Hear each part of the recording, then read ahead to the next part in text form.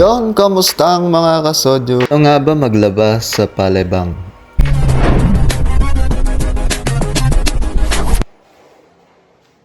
Siyempre, una mong gagawin ay sumayaw ka ng gento-gento. Siyempre, joke lang yung mga kasodyo. Nasa sa inyo kung gusto nyo ring itry yung dance challenge.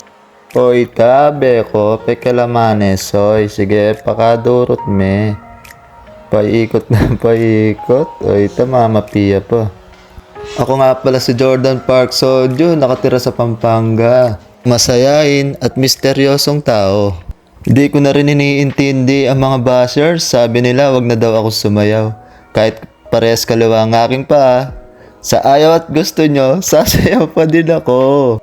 Saguli. Teka, mukhang lumalayo na tayo sa ating topic. Ituturo ko na paano maglaba dito sa Palembang. Una mong gagawin ay ilabas ang mga labada mo. Sa Palembang na ito or laundry room, kailangan dito ay card.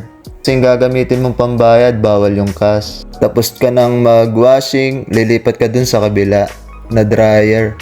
Iseset mo na naman yon, pipili ka ng ondo or temperature. Iba-iba yung presyo. Pag sobrang init, mas mahal din yung bayad. Tapos bibili ka din pala ng isang dry sheet. Ayun, pabango yon.